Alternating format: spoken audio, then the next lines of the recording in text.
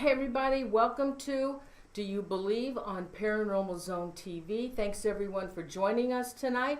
And for those who may be new to the show, if you would please subscribe, we'd really appreciate it. And don't forget to give the show a like. And tonight I'm so excited to bring my friend back, Rob Gutro. We got a fabulous show planned for you. Now, Rob Gutro is a medium, and he is the author of Pets and the Afterlife. Now, this is book 2, I believe, isn't it, Rob? It is. Yes. It's Pets in the Afterlife too. Now, I don't know if you remembered, but oh gosh, I don't know how many months ago we did air another show, and it's been a very popular show, and Rob has received tremendous response from that show.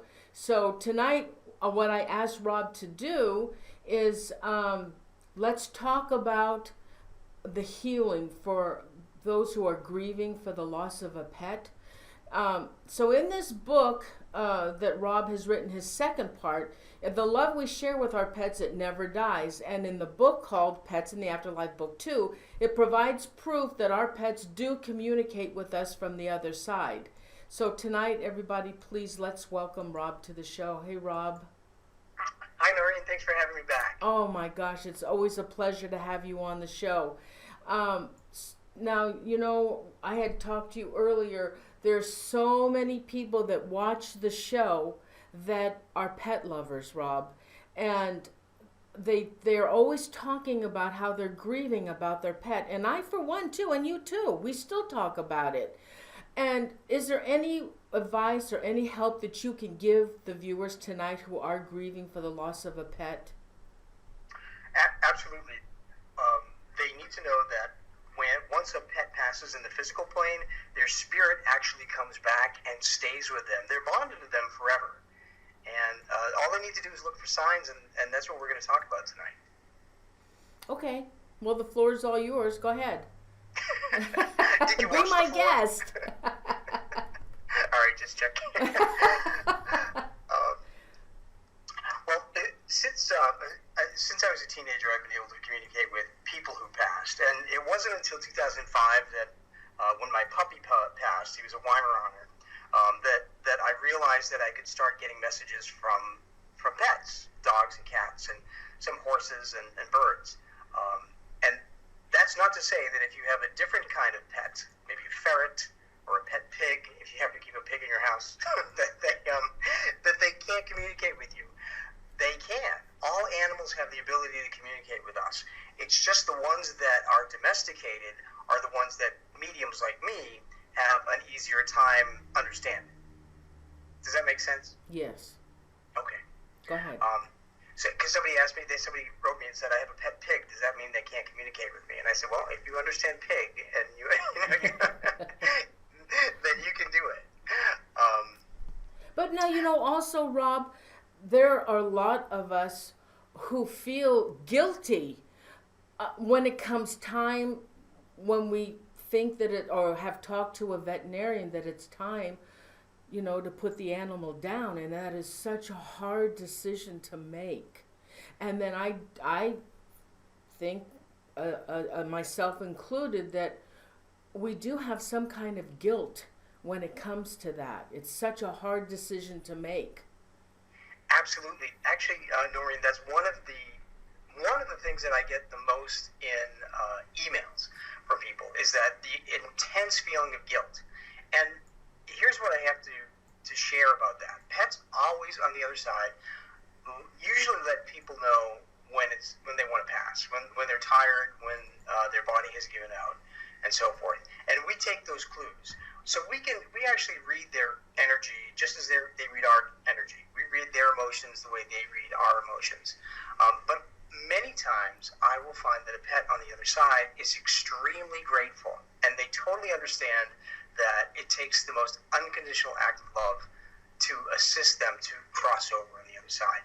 So the main message from pets to all pet parents who are listening is do not feel guilty for helping your pet cross over, because you are actually letting them cross with dignity, and they are always bound to you anyway. So they know that, huh? They sure do. I get that message more than anything else. It's amazing. So, when this does happen and our animal does pass over, and now I know some pets, like I've heard, now this hasn't happened to me, but I had a friend one time say, my cat, she passed, but she wanted to be left alone, and she went out into the bushes, and she passed away in the bushes. Yes, and that's like people. Pets make an individual choice about how they want to pass. You know, some people that have passed want all of their relatives around them, and they want to be surrounded by everybody they love. Other people want to just be left alone in a room so they can pass. And I'll share an example of that. When my mother got a stroke in December 2013, my brothers were in her room from the moment she was brought in the hospital. I lived 400 miles away, so it took me a day to get up there. But they never left her side. And when I got up there with my husband, I told her, I said, you probably want to go on your own time. My mother's a very independent, Italian woman.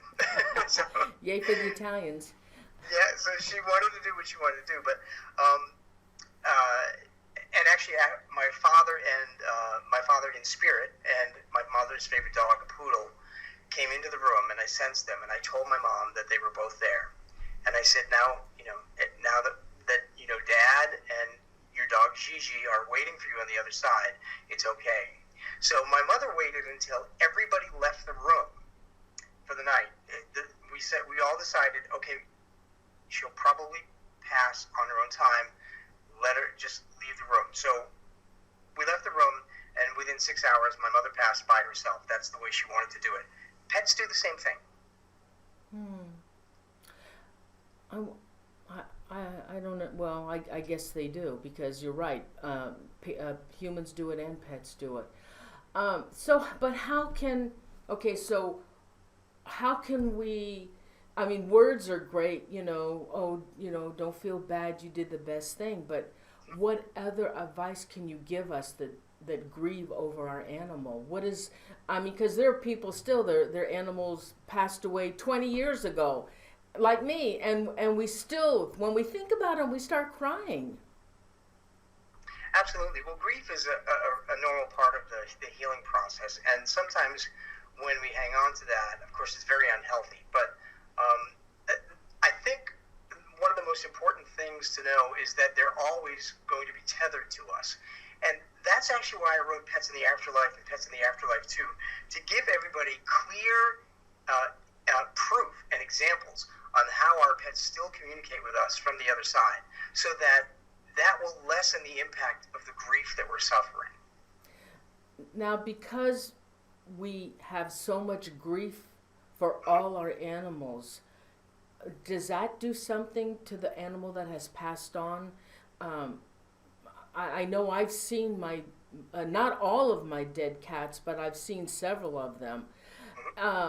And I don't know why some come and some don't, but maybe they do and I just don't see it, and I haven't seen the sign, which I know you're going to say something about that. I am. And does our grief...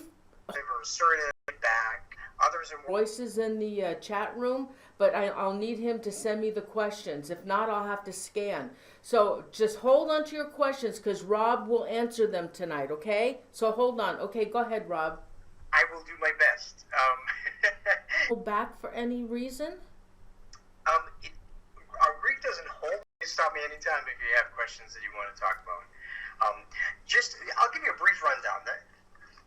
First of all, I wrote Pets in the Afterlife 1 and published it a couple of years ago. And once I put that out there, people started understanding how pets communicate from the other side. And pets in spirit communicate much of the same way that human spirits do. They're both energy. A spirit that's crossed over is energy. A ghost, an earthbound ghost, is also energy. But they both use a lot of things. They can manipulate electricity because they are energy. They influence things in nature to give us signs, like birds, butterflies, feathers, insects. they can influence those things to come to us and behave kind of in an odd way. Many times, you will find that after a pet passed or on their anniversary or birthday, and anniversaries, birthdays, and holidays are the prime time when you should look for signs, because those are the times that we want everybody around us. So, in addition to that, of course, you can hear noises. People here have heard collars jingle when there's nobody else in the house after their dog passes. They'll feel their cat jump on the end of their bed and curl up, and their cat had been passed for weeks. You may feel a cold spot.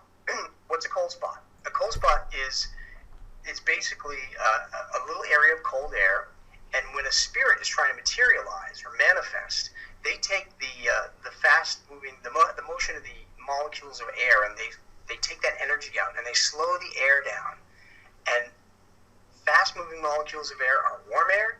Slower moving molecules of air are cooler air. That's why when you experience a spirit in cooler air, the spirit is trying to manifest to give you a sign. So there's a lot of different ways that pets can come through. Music is another way.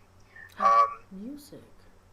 Yes, I happen to be writing to a friend of mine who lost her dog, my very good friend Shelley, who lost her dog Webster, who's a dachshund.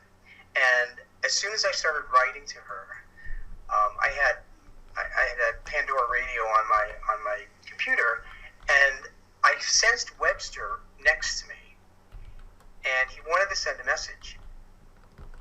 And the first song that came up there was "Somewhere Out There" by Linda Ronstadt. Somewhere out there, someone's thinking of you. It's from the American Tale. So it's about someone from far away thinking of you. And that was Webster's song. That was his message.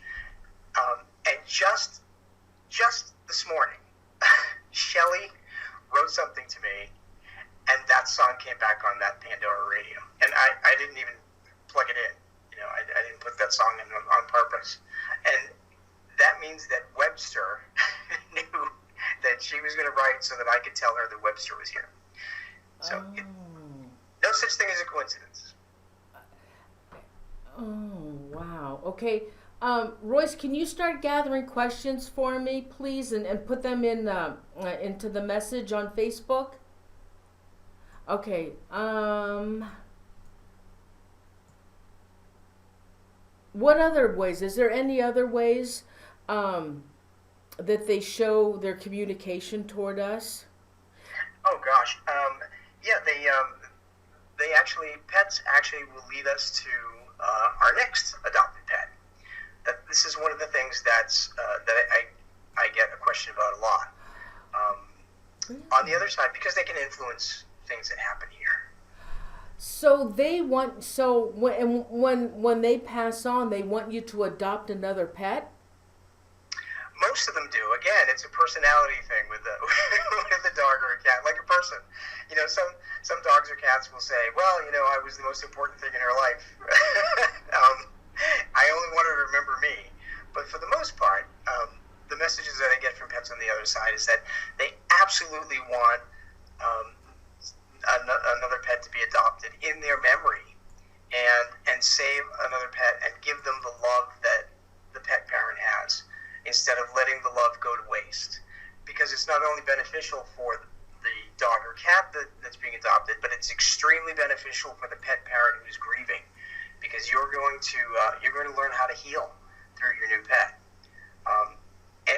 And here's another interesting thing that I learned is that your pet parent will not be alone with the new dog or cat, because our pets in spirit come back and they train the new dog or new cat, oftentimes to have the same exact habits that they did when they were alive. Really? It's happened many times. I've received emails that said, my dog passed a year ago, I adopted a puppy. For some reason, this puppy continues to do what my old dog used to do, and I don't know how he learned it. And I said, that's because your old dog is back in spirit and trained your puppy to do the thing that he used to do. Happens a lot. Now, are you the one that, I don't know if it was you, Rob, but somebody told me, oh gosh, that when a pet passes, that they come in and out of into them. And I put food out there for all the other cats too.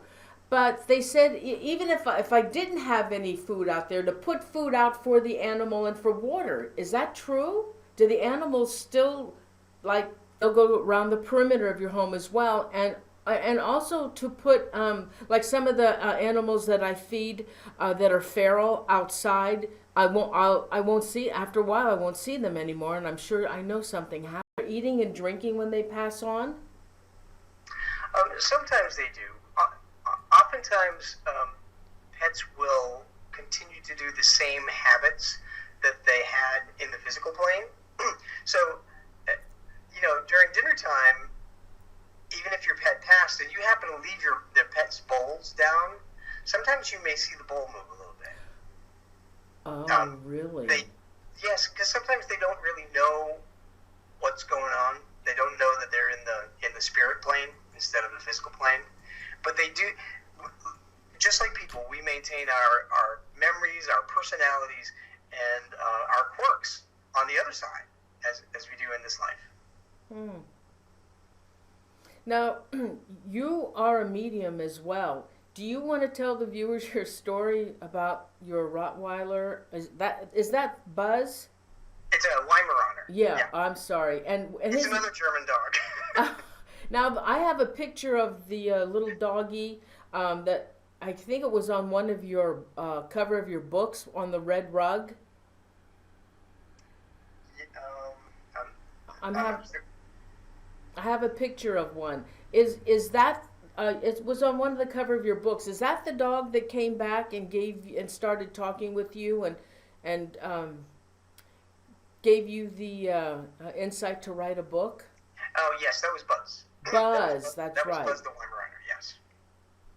He became the world's best canine communicator, and he basically his story was in 2005, February 22nd. I was walking him, and there was a dog across the street, and he pulled his leash open, and he ran across the street, and a car killed him in front of me.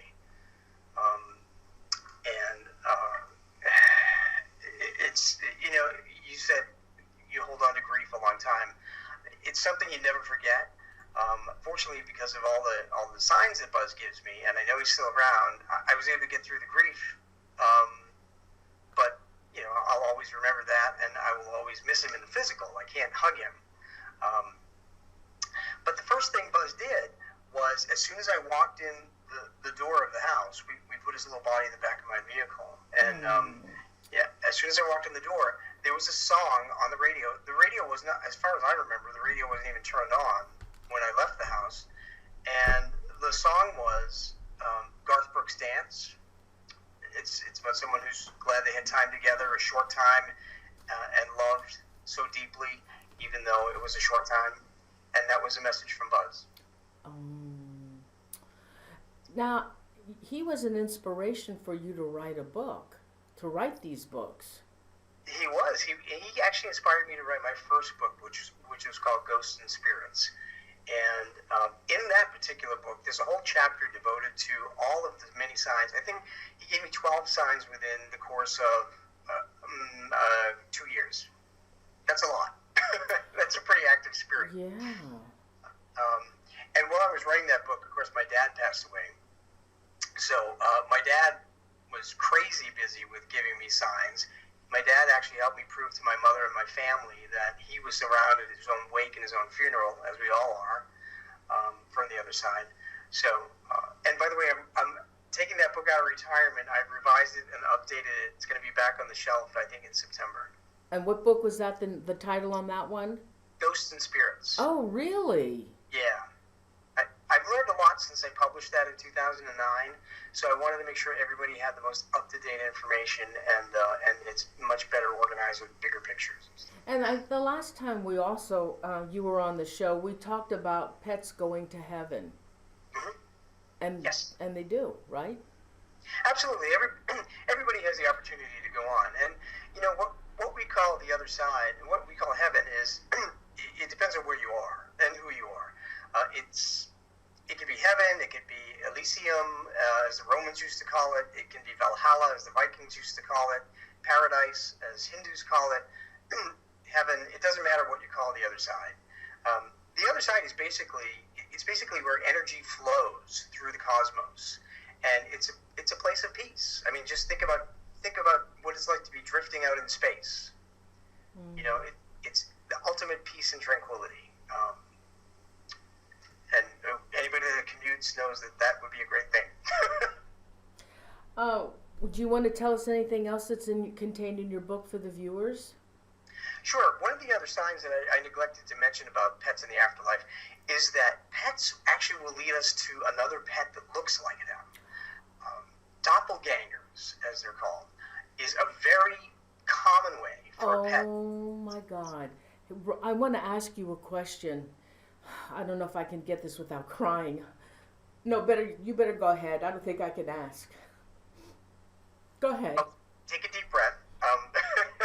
And I'll tell you a quick little story.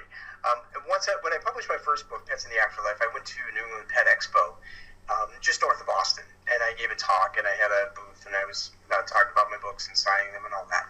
And a woman came up to me, and she said her dog Basil had passed away, and Basil was a black bulldog, and she said that she had been grieving for quite some time because she has not received a sign. She was just heartbroken, and she said, "What is it going to take for me to get a sign from him?" And I think that Basil is here, and I turned around, I turned to the left, and I looked, and Noreen, there was a woman walking a black bulldog down the aisle right next to me, and I turned to the woman and I said, "There's your sign. Basil has sent a doppelganger right down toward you," and she was floored. Wow. And that was the only black bulldog in the whole expo. Oh, wow. And it was at that very time she mentioned his name. All right, I'm not on camera so I can ask you. All right, you know, one day I was going to work and I saw, I used to work a night job for a short time, part-time, and I saw this little kitty, and he was a little kitten, and he was having such a good time. I thought he was having such a good time playing in the street and stuff, and I thought, who would let their little kitten out, you know? It was so cute. He was white, and he was tabby, and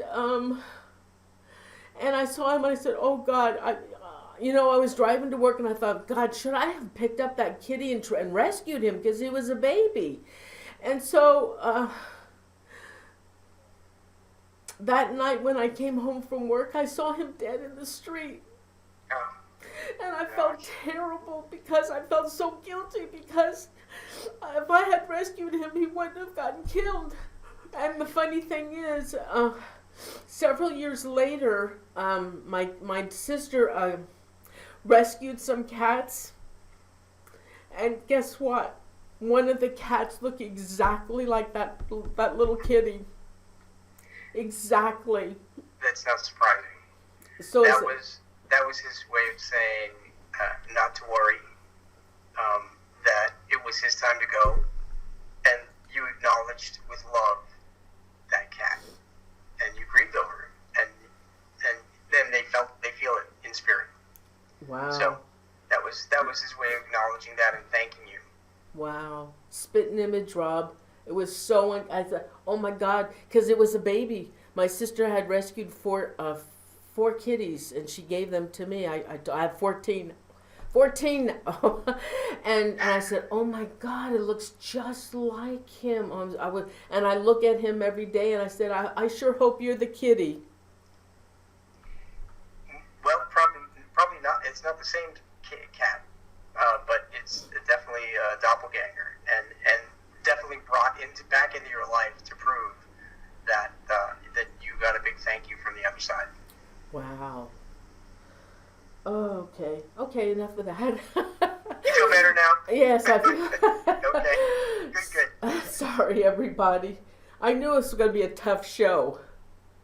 Well, I have to tell you, Noreen, when I'm getting messages, people email me all the time, and I don't make a living doing this. I have a gift, and I feel like I want to just use it to help as many people as I can and offer them comfort. As you mentioned, I'm a meteorologist. That's what I do full time. That's how I make my living. Otherwise, I'd be eating beans every day. But I always encourage people that if they're really feeling intense grief, or any questions, they can just email me. And my email's on my website and all that. And I'll be happy to try and help. And what's interesting is that since the first Pets in the Afterlife book came out, I have received so many emails from people around the world, and in a large part thanks to you, because literally people around the world watch your show, and they always mention you when they email me. And they've asked me questions, and I've given them readings, and Pets in the Afterlife 2 contains so many of those readings that I've given and the proof of the pets communicating. Somebody in the chat room is asking what a doppelganger is. It's a lookalike. It's someone that looks like someone else.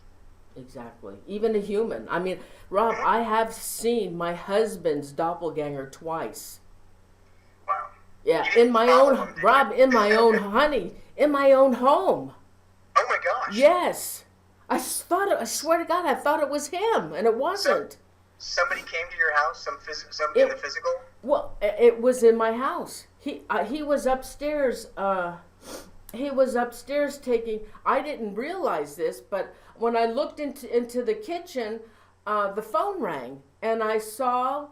I swear, I thought it was my husband, and I saw him go over toward the phone, and then the phone stopped ringing, and then I just didn't pay any attention, and then I heard the shower upstairs going on, and my husband was upstairs taking a shower, and I saw this doppelganger in the kitchen. I've seen him twice, and when my husband came downstairs, he had those clothes on. Oh my gosh. Yeah. So, it's crazy. It's crazy. That's kind of crazy. Usually a doppelganger, that sounds like a projection of the same person. Usually a doppelganger is a totally different person that looks just like someone who passed. Oh, I heard you can see a living doppelganger. I heard you can. Yeah, I'm sure you can. You know, all things are possible with energy. That's for sure. Oh yeah. Yeah. So no, it makes sense. I think it was like an energy projection. That's pretty amazing.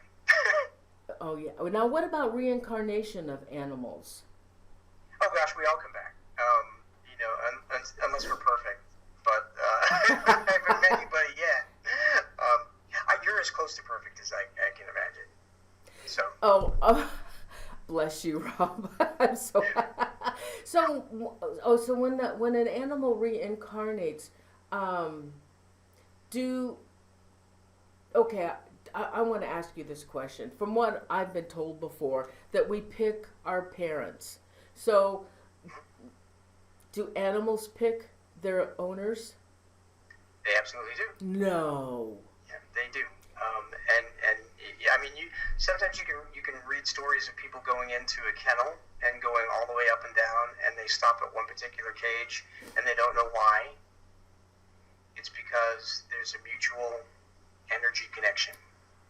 Oh. We pick each other. One of the stories, I think one of the stories in the book is about a woman who actually told me something like that. Her dog, named I think Trigger, had passed away, and she was grieving, and she said she found herself in a dog shelter one day, months after Trigger had passed away, and she just pulled into the shelter, and she went in, and she decided she was going to walk up and down the aisle, and she said she did not know why she was really in there. Of course, she was in there because her dog Trigger, in spirit, influenced her to stop there. So she told me that she came to one cage and she just knelt down and she looked at the dog and she said, I have to adopt this dog. Well, when they took the dog out, the dog's name was Bullet. So Bullet and Trigger, those were the two horses of Dale Evans and Roy Rogers. Oh. And she said, I knew that Trigger led me to this dog, and this is the dog that Trigger wanted me to adopt. Wow. Pretty cool. Oh, yeah. Oh, God. Well, we got lots of questions. When do you want to talk any more about your book and the content, and give any more information to the viewers before we start taking their questions? I'll tell them one interesting short story from the book. Okay. It's from a woman named Kathy who emailed me, and she told me that her 14-year-old Yorkie Cody had passed away, and she was compulsively cleaning everywhere to try and deal with it. So she wrote and she told me that she had a desire to paint her bedroom gray, which is unusual because she usually paints bright colors in her house. So she said that she decided to clean under the armoire, and she found a nickel. Now, I mentioned before, I think, that coins are one way that spirit, either pets or people, communicate with us, let us know they're around. If you find a coin, look at the year. That will give you a clue to who it is. So Kathy picked up the coin, and as I said, she's a compulsive cleaner, so she couldn't imagine why a coin was under that armoire. And it was the year of Cody's birth, the year 2000. And she said if she by reading, Pets in the Afterlife 1, she realized that it was a sign from him. So she asked me what's the deal about painting her room gray when she loves bright colors? And this all ties back to how dogs behave in reality, in the physical. I explained to her that dogs see colors like red and brown in shades of gray. Dogs are colorblind for the most part, except for blue and yellow. They can see blue and yellow, but everything else is in shades of gray. So Cody wanted the wall in gray, because that's the color that he used to see the most. Oh, wow, no kidding, wow. So she said that totally made sense to her. We have to remember that dogs on the other side and cats behave the same way on the other side as they did in the physical world. And because they perceive the physical world the same way that they did when they were alive. Somebody is asking a question, but I can't really make sense of it. When a dog passes on, can it come back? Okay, so I don't know if it's considered reincarnation. I guess it is. Can it come back to the way it was and then go back to its old owner? Have the owner pick him out? Typically, the answer is no, because we always wait until all the contemporaries have passed, which means everybody that we know in this life has to pass, usually, before we can come back. There are exceptions, but oftentimes, once a spirit that we're tethered to passes, like for instance, if your family dog passes, that dog's not going to come back as another dog. I get that question a lot. But that dog is already tethered to you in the spirit world. So that tethered to you in the spirit world. Instead, they influence another dog so that another spirit can be part of your life. And they can have that other spirit can have that same love connection that the first dog did. Oh, so really? It's really unselfish, yes. Huh. And, okay, you know what? I'm really interested in what you're saying. And, every time I have a guest come on, and no matter who it is, I always get a different reply from mediums and psychics and whatever. And, I was reading something, Rob, and this person said that when we die, we have no memory.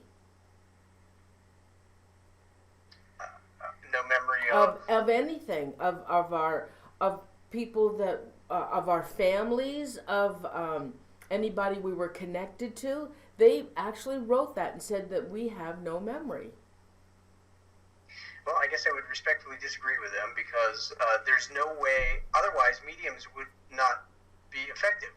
I mean, there's no way, if we forgot everything once we passed on the other side, we would not be able to give mediums proof of their identity. So they know who they are, and they know what they've done in life, and that's the only way that we can get proof. So, you know, unless you get brainwashed, I guess, before you die.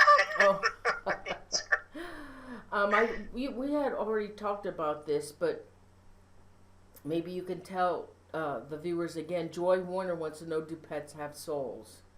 Oh, gosh, yeah. Yes, absolutely. This is the thing I think that you and I talked about last time. This is my biggest pet peeve about the entire topic.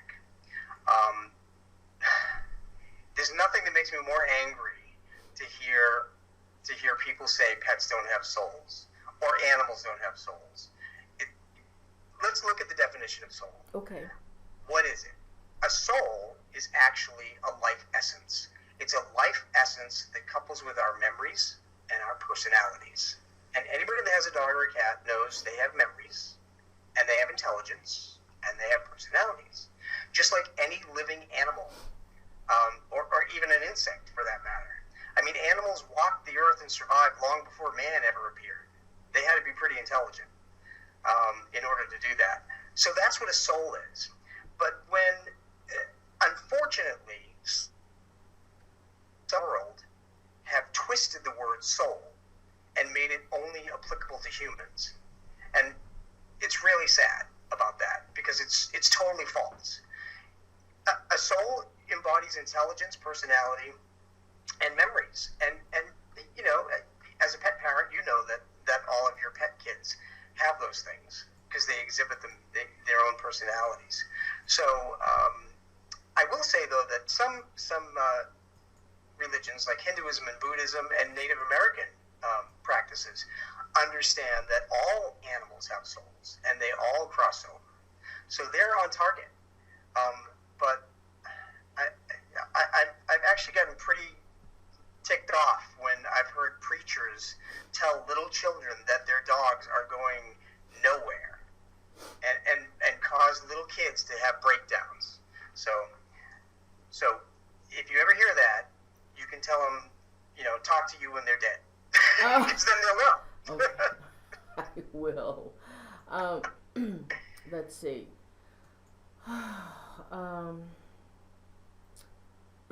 Okay, Margaret. Let's see. Okay, Glenda, Justin, and Anio. When pets die, where do they go? I think you've already talked about that. They go to the same place. Margaret Ulrich, what do you think about taking dogs on paranormal investigations? Great question, Margaret. Thank you. I think that where it's appropriate, it's well worth it. I did take my dog Dolly, a Weimaraner also, on a private investigation with the Inspired Ghost Tracking Group in Maryland that I belong to. I'm one of the 3 mediums. And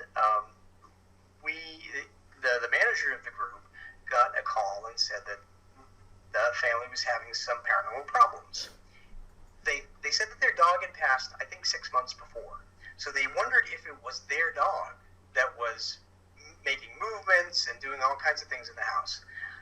It turned out to be, yes, their dog, but it also turned out that there was a ghost of a woman attached to the wife of the family, who was a nurse and worked in a burn unit where this ghost died in her presence and felt love from the nurse, so she stayed connected. But long story short, we took our Weimaraner on this investigation, and we let her out. We parked in the neighborhood. I didn't know exactly where the house was. And she dragged me 4 houses down all the way to the front door of this house, and I didn't even know what house, if it was the right house. It turned out it was. So I figured out that she was following the spirit of this dog who wanted to prove to his parents that he was still there. We got inside. We did a little walk around, and then I told my dog Dolly. I said, "Okay, you show me. Show me where the dog is." So I let her go. She ran upstairs and she ran up to the first bedroom on the right. It was a little boy's room. And so I asked the parents, what's the significance of this related to your dog? And they said when their dog would come in, the dog was bonded to the young boy of the family who lived in that bedroom, and the dog would always run up the stairs and go in that bedroom and sit. So Dolly chased the spirit of the dog. Oh, wow. Just like the dog used to do in life. Wow. So we were able to prove it. Oh. Pretty cool. Yeah, I'll say. So I don't like to take Dolly on most paranormal investigations, because as you know, when you're dealing with people, you're dealing with personalities, and some people that stay behind as ghosts are not the nicest people.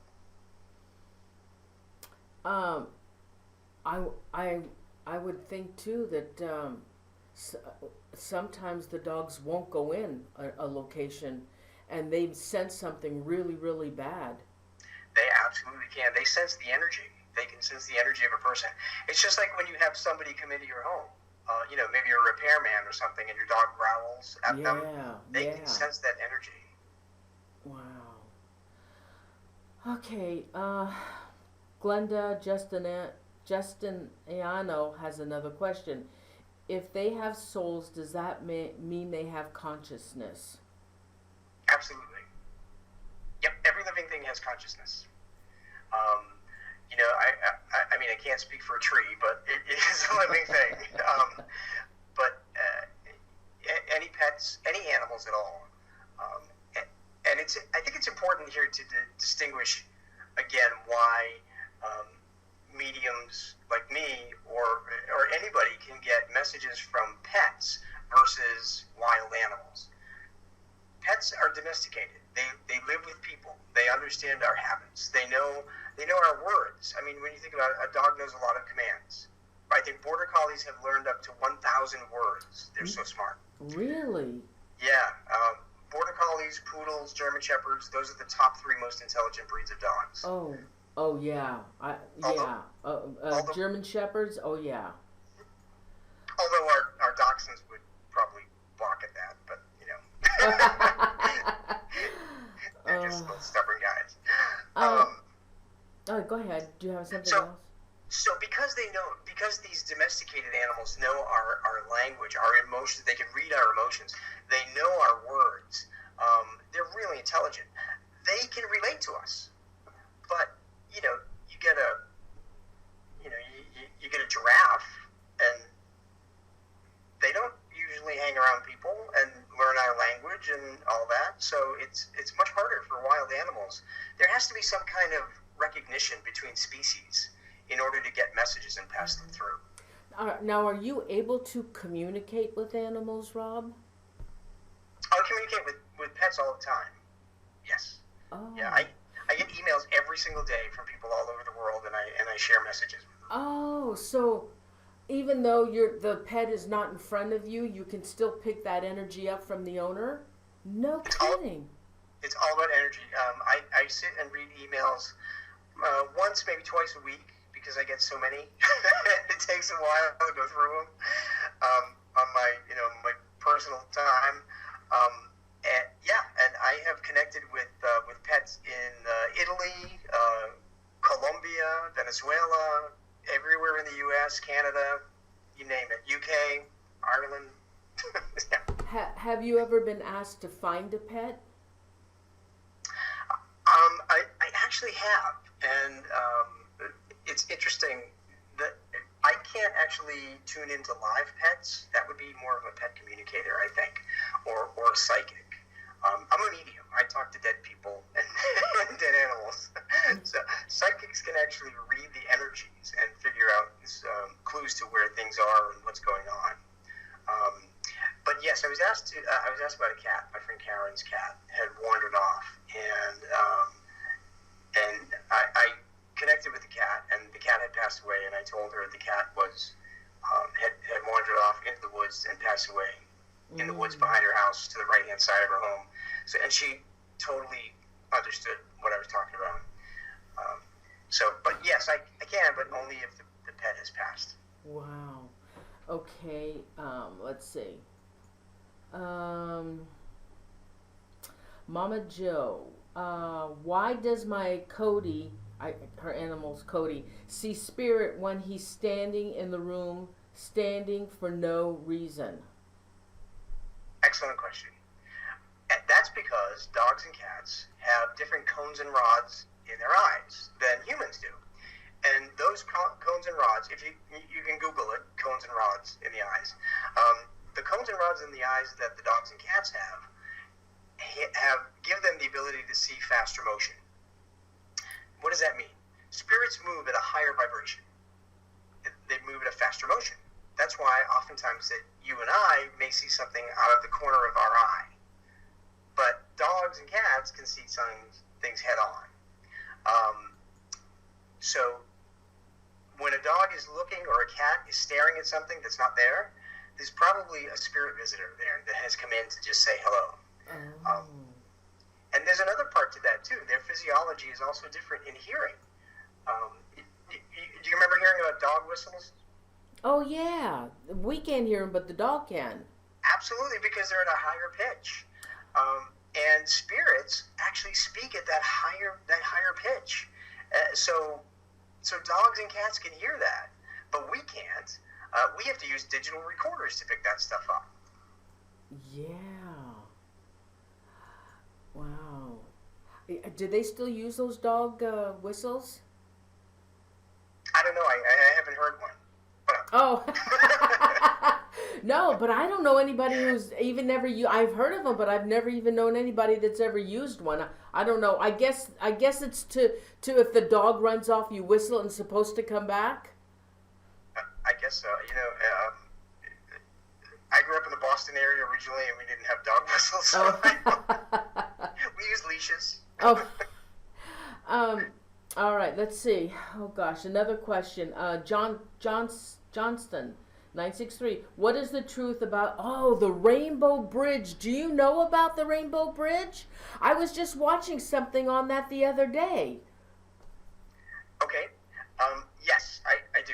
The Rainbow Bridge actually was conceived as a peaceful way, a peaceful place that dogs pass. So it was a conception. We conceived that idea. It's not necessarily a real place, but I will tell you that if you have a pet that passed and you like that image of a rainbow bridge, you ultimately will see a rainbow when you're thinking of your dog. Because they can manipulate energy like that. I'm wondering if they're talking about that bridge. And I'm not sure if it's in England. There was a castle built, and then there was this bridge. And when people bring their dogs there, if the dog happens to get loose, they jump off the bridge and they fall down and they die. I don't know if that's I think maybe, I wonder if whoever asked that question, is that the bridge you're talking about? Yes. I can't remember the name of it. I was going to do a show on that, and I just happened to see it on TV. It's the strangest thing. Every dog that goes over there, it jumps off the bridge. Well, that doesn't sound like a very happy bridge to me. No, it's not. It's not. They actually jump off the bridge, and it's been heartbreaking for these people, and they fall to their death. I think you took a detour and you're on a different bridge. Yeah, I don't know I thought they were talking about that bridge. Well, the Rainbow Bridge is actually a poem that was written, and it's about how dogs cross over when they die. They cross over a rainbow and they go into heaven. So that's what I understand. Oh, okay. So actually, in my book, in Pets in the Afterlife 2, in chapter 32, there's a whole story about a dog, a spirit dog, that actually sent a real rainbow bridge to a woman named Jan. And it was her beagle, Sissy, that actually sent her the rainbow. Jan was coming home, and she was thinking of Sissy, and she was just grief-struck, and she wanted a sign from Sissy. and she knew about the Rainbow Bridge poem, and that became very special to her. And she said when she was dealing with her intense grief, she looked up and there was a rainbow. Oh, I've never heard of that. See, I've never had a dog, but I've never heard of that before. Oh, cats can do it too. Cat too? Oh, gee, Cats, I've never heard of horses, that, Rob. Wow. So chapter 32, and my thanks to Jan for letting me share that story, because Rainbow Bridge is actually something that I get a lot of emails about. It's not a real place, but pets can make you see a rainbow so that you know that they are still with you. Okay, yeah, they just said it wasn't the Rainbow Bridge I was talking about. Yeah, that was kind of a gory Rainbow Bridge. Sorry. Okay, so thank you, Rob. All right, Miller wants to know, can pets seek out a medium like human spirits do? Because at one point I kept seeing an Australian cattle dog who followed me around. Yes, pets can seek out a medium. As we talked about earlier, pets can read our energy. Pets can read energy fields. They can, they just like they know when you're mad, when you're happy, when you're sad, when you're sick. They know to stay with you or stay away from you. They can read an energy field. They also know who, by reading energy, they also know who's very sensitive to spirit and who can help transmit a message. And that spirit and ghost. We had an experience at the Inspired Ghost Tracking where a woman who was an earthbound ghost attached to one of our members who was visiting in a hospital because she knew that member could help her cross over. And so they read energy. Oh, wow, that's very interesting. Were you able to pick up on that? Yeah, we crossed the woman over. Yeah, oh. That's one of the most interesting stories. We crossed the woman over during the meeting in the ladies' room. It was a female ghost. Wow. Is that in your book?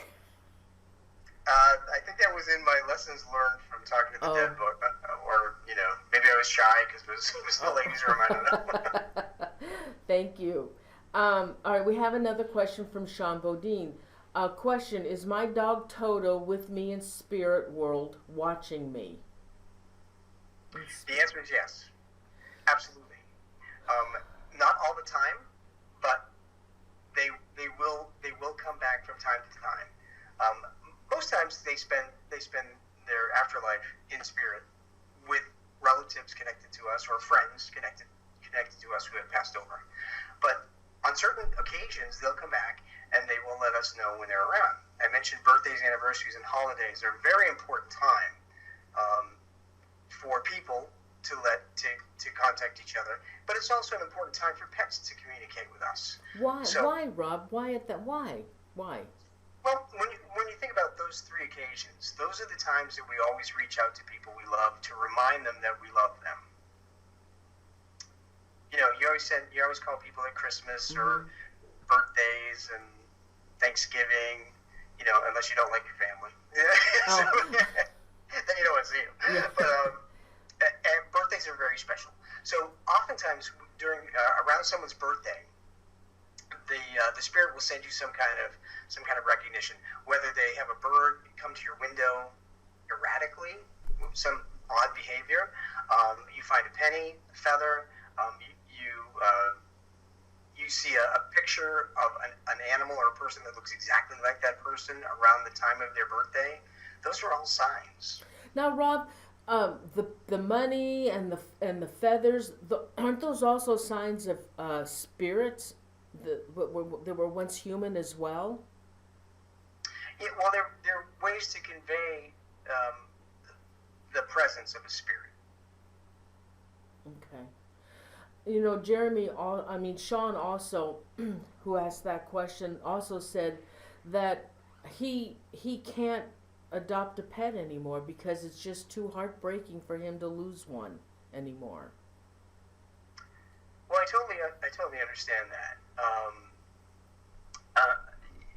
And there have been a a lot of studies that have actually concluded that losing a pet is actually more emotionally traumatic than losing a human relative. Why are we so attached to our pets, more so than a human? Why? Well, the reason is that the pets rely on us 100% for everything. You know, they rely on being fed, being let out, being cared for, and they love us unconditionally for it, which is the greatest gift in the world. Where people, people grow up, they move on, they go do their own thing, and they don't rely on us 100%. So when a pet passes, we feel like that strong connection, stronger than we have to most people, is broken, and that's why we feel empty inside.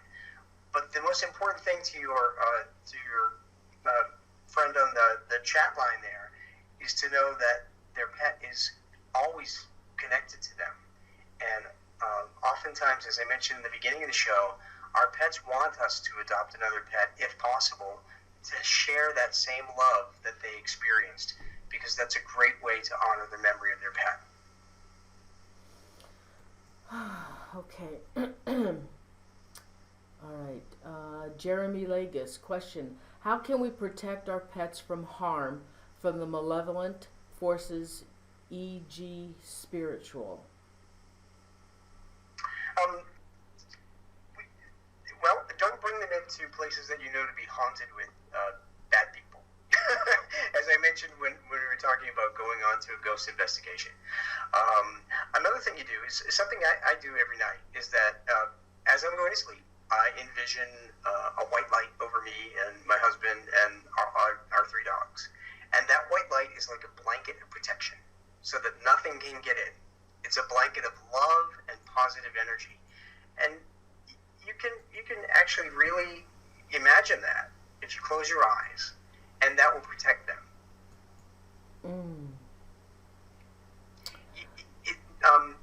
Protection from malevolent forces is all about having the opposite emotions.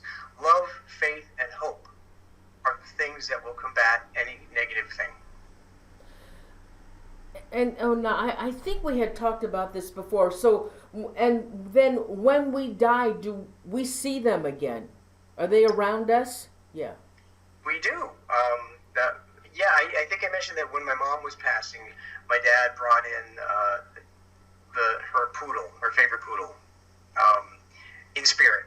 My dad and poodle in spirit came into my mother's room, and they were both there. And I know my mother acknowledged them.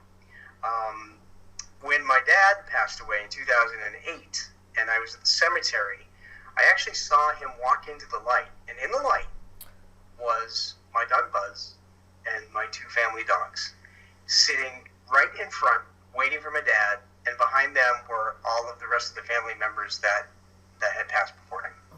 So they're going to be there. Wow, that's awesome.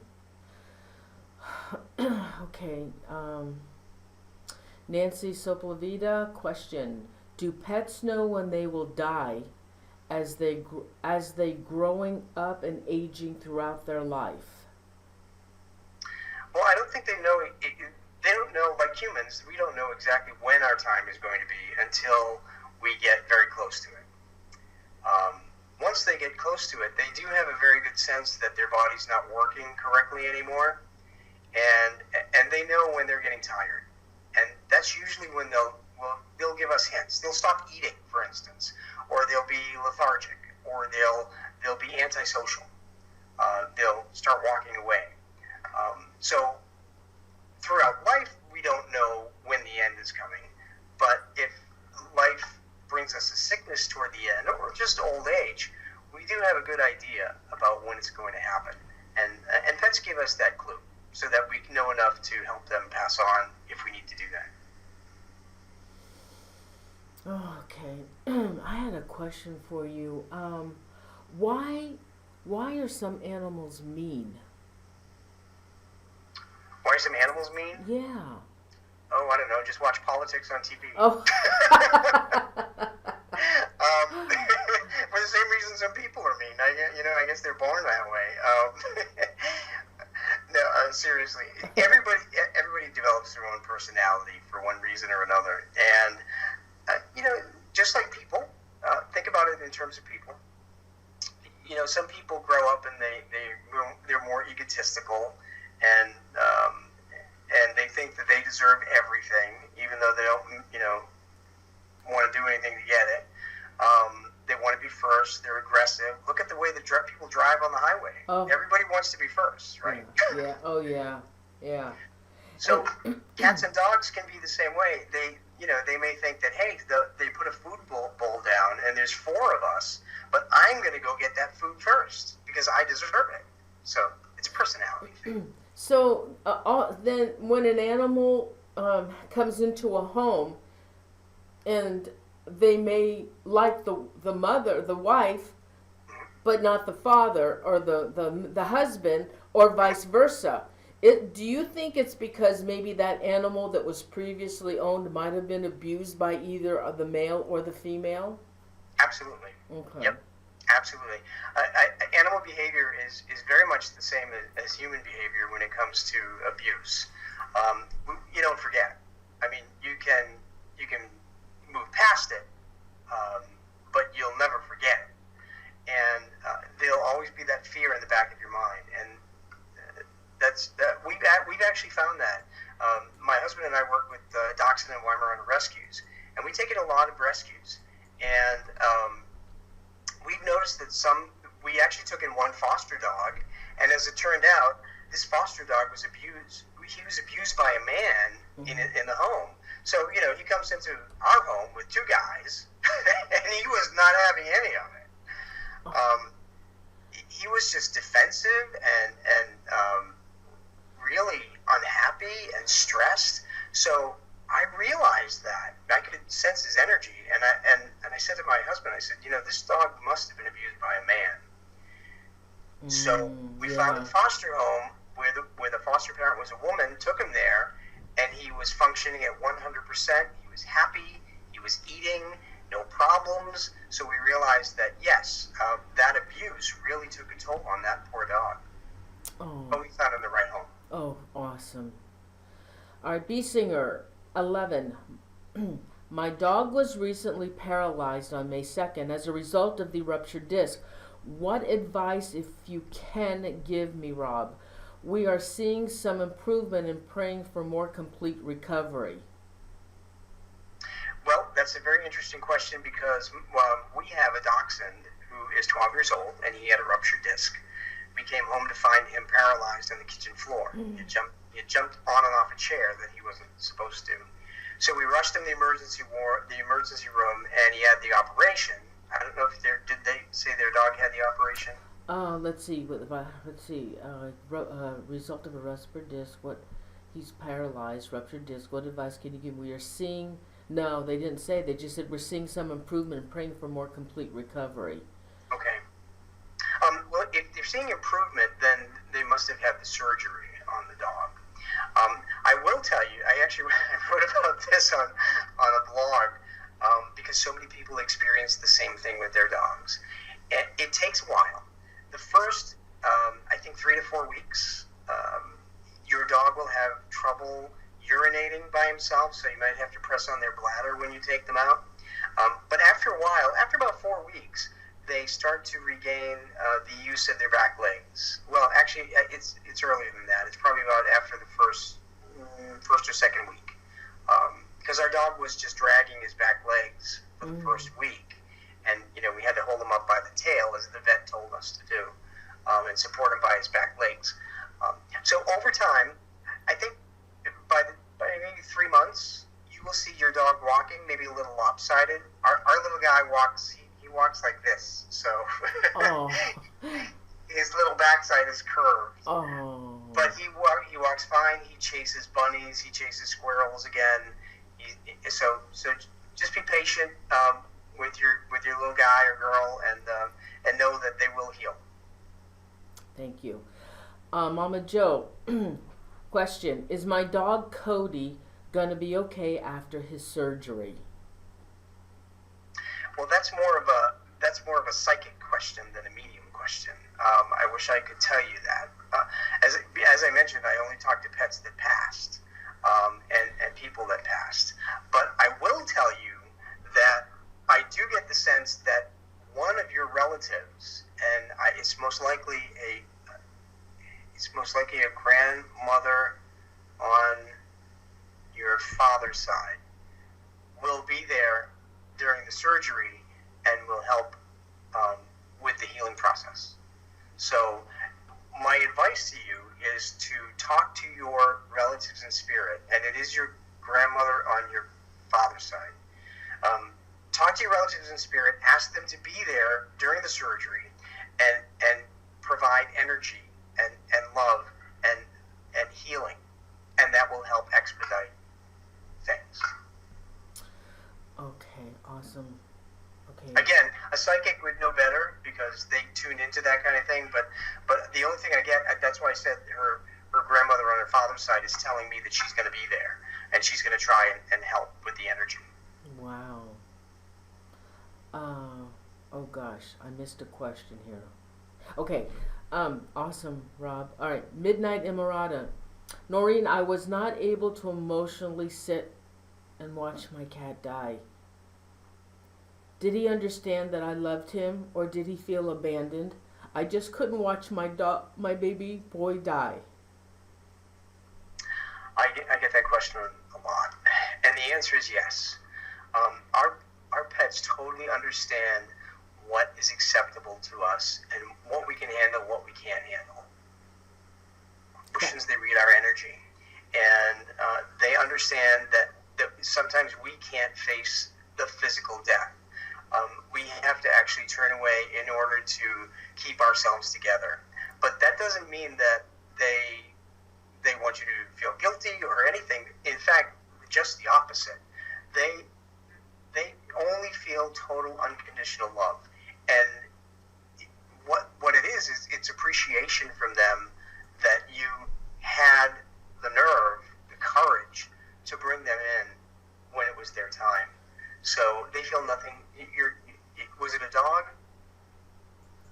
They feel nothing but love, really. That's what pets feel. I think that is one of the hardest things to do. It is, I'm one of them. It's almost impossible. It's just impossible. No matter how many animals you have and how many times you go through this, I cannot do it. I can't. I make my husband do it. And he says, stop doing that to me.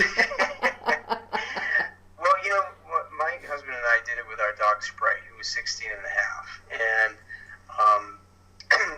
we told Sprite that we wanted to hear from him afterward. And in the first Pets in the Afterlife book, there's a whole chapter about all the things Sprite did. Sprite sent us a butterfly right after he passed. And it's really interesting that I think in the Pets in the Afterlife 2 book, on the anniversary of his passing, last July 8th, I was going to work, and as I was driving to work, the only thing that came across my windshield was a yellow and black butterfly, the same exact pattern that Sprite sent in 2013, the year that he passed. It was on the anniversary of Sprite's passing. Oh. So I knew it was another sign from Sprite to say, hey, Dad, I'm still here. So. Oh. One of the viewers, and once to Tommy Roberts, he said, Noreen, my dog, Miss Kitty, she's gone 4 years, and she died on the same day his mother died. Is that a same usual? Day, same year? Yeah. Well, not the same year, but just the 4 years later, I guess, on the same day his mother died. Is that just a coincidence, or? Yep. Really? What that means is whoever passed first was waiting for the other, and that's a confirmation that date was very important to someone on the other side. So for instance, I think you said his mother passed first. Yeah. So what that means is that his mom was sending him a message that not to worry, that his dog, Miss Kitty, was actually going with her in spirit. So they're together. Yeah. Wow, that's awesome. It's a really great, yeah, it's a really strong sign. And it's a strong testament to the love that he shared with his dog and with his mom. All right, William Fernandez question: do we communicate with our pets when they sleep with us or in our dreams? And in our dreams. Well, that would be like telepathy, I guess. I don't know if we communicate with them in our sleep. We certainly communicate with them, even if we don't say anything, when they're awake. Because, as we said, they read our energy, they can feel our emotions and our, when we're happy, when we're sad, when we want to be left alone, when they went in the trash, and then they go in the other room. So they truly can sense how we're feeling, and we actually can sense how they're feeling. I know that when they give us signs too, and this doesn't address the question of sleeping and reading the signs, but I think it's a conscious thing. When we can look at our dog Dolly, who's a Weimaraner, and she'll let me know that when her water bowl is a little low, she'll actually walk over to me, look at me, and go back, and she'll lay down in front of the water bowl. I'm like, hey, Dad, do your job. Oh. So, as for dreams, though, spirits come into our dreams. It's spirits. People and pets who passed, they can come in our dreams. Dreams are a huge way for spirits to come in and give us a message. So if you've dreamt of your dog or cat that passed, that means you've had a visit from them, and they want to let you know they're okay. That's awesome. Now, you already mentioned this earlier, and I think Parrot Princess came in late. She wants to know, does a parrot or a bird that lives for many years, will they also be waiting on the other side? Yes, absolutely. And any bird that's domesticated, that's lived with you, has the ability to communicate with you in spirit. And again, birthdays, anniversaries, holidays, those are good times to look for signs. There was a story in my first Pets in the Afterlife book about a woman named Sherry whose bird passed and gave her a couple of different signs, including like a doppelganger, a look-alike. Oh. Okay, I have another question. Now, I have a question from Jeremy Legis. Jeremy Legis is actually a funeral director. And he said that many families, I guess when a loved one has passed on, that they bring the pet to the funeral home. Is that closure for the animal? That's the living pet, right? Not ashes. No, of the the living pet to the dead relative. Yes, that does offer some closure to the pet. The pet can actually sense that the body's in one place and that the spirit is in another. Because as we talked about, pets can see and hear spirits. So we all go to our own wakes and our own funerals, and usually we're standing around watching to see who's coming in. So, make sure they're all people we like. So yes, it offers closure to a pet. There's a lot of famous pictures of dogs laying on graves, and they're just heartbreaking. But it does allow the pet to heal, and I have to commend him if he lets people bring the dog into a funeral home, because it's healing not only to the dog, but it's also healing to the family, because that dog grieves as much as a human grieves for another human. Oh, it does? Absolutely. And if you have two dogs and one passes, you may grieve for the dog that passed, but you have to understand that your dog is grieving just as hard for the loss of his companion. Oh, gosh. They also bring dogs, mostly dogs, some cats, but it's mostly dogs to old folks' homes. Mm-hmm. And it's just, some of those poor people, they never even get visited by a relative, which is so sad. And to have a dog come and visit them, Do these animals, do these dogs that come and visit the old folks' home, do they get attached to these old folks? Sure, they read their energy and they can sense the appreciation, just like they sense the appreciation of their pet parent, um, like either feeding them um, or allowing them to pass with dignity. They sense the happiness from the elderly people. We actually took our dogs to a couple of places, and what a difference it made in the lives, just for a minute, in the lives of some of these senior citizens that really have nobody. But for them to get unconditional love from a dog or a cat, for even for a brief time, is a true gift. Do they also grieve for that elderly person that they were visiting? I mean, now, so, okay, if the owner that brings their dog in, and if they're used to seeing certain people went on their visit, and then all of a sudden one of them isn't there anymore, do they realize that? They will realize that, actually, because they'll often see them in spirit. They'll know that they don't see them in the physical anymore, but oftentimes in situations like that, when a dog comes to visit like once a week or something, the spirit of the person knows that they need to give closure, an acknowledgement, which is why they give us messages to give their human relatives. But they will also come back and show themselves to the dog and let them know that they are in spirit. Oh, awesome. Okay, okay, Jamie Hutchison's. Hello, I wanted to ask if my cat Tazia, was okay with passing at home. And the answer to that is yes. It's a choice. It's a choice for everybody, whether the pet parent or the pet itself. And I'm getting the sense that Tasha was more of an affectionate kind of cat that obviously really loved the home and did not like the vet at all. So what you've done by allowing her to pass at home is you gave her a much more calm and happy, peaceful passing, which is a really nice gift. Oh. Justin Elias. Hi, Justin. Okay, Noreen question. Did Pierre, my cat, leave the way he wanted to?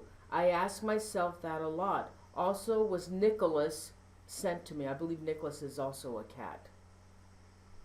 Nicholas was definitely sent to you, and sent to you from your other cat. All of our pets, we get all of our pets as a result of some spiritual connection, because there's a good tuning into the energies.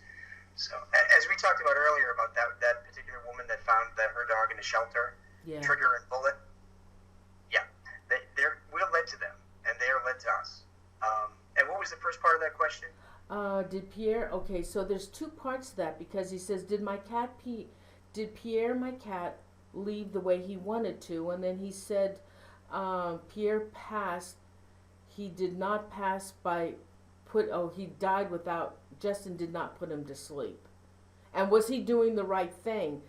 Did I do the right thing by keeping him on pain medication? And I guess he must have passed in the home because he wasn't put down. Yeah, that's what I was wondering. And the answer to that is yes. You did what you thought was what you thought was correct for your cat, and Pierre acknowledged that and understood what you were doing, and understood how stressful it was going to be with his passing. So he was perfectly comfortable to pass in the house. Again, it's a lot less stressful for an animal to pass in the house and the surroundings that they grew up in than it is to bring them into a vet's office. So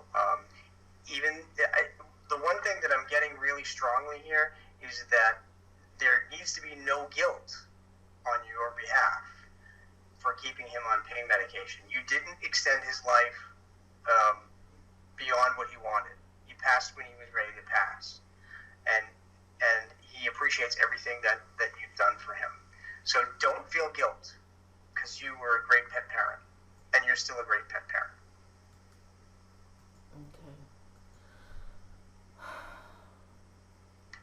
full house in there, Noreen, with all those people.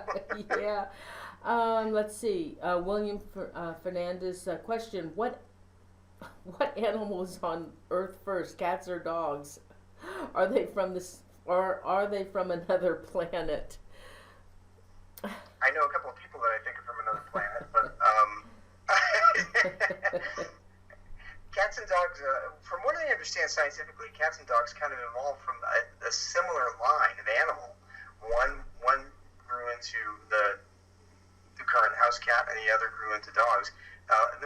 The split happened somewhere before wolves and foxes and something like that. I don't know the exact genealogy, perhaps, but I did actually read that, and I found it fascinating. Oh, you did? I did read that. I don't remember where. I'm over 50. I can't remember yesterday. Oh. But Oh, you're excused, Rob. That's fine. Thank you. But you can look it up. Anybody can look it up. You can Google it. The evolution of cats and dogs. Okay. And I think there's a new book out on there too, and I can't remember what that is either. Well, that's very interesting. Wow. It is a good question. I thought it was kind of cute. I never heard that question asked before, but you're the expert. Okay, Nebetseta. Please answer if you can. Does Jasu and Set forgive me?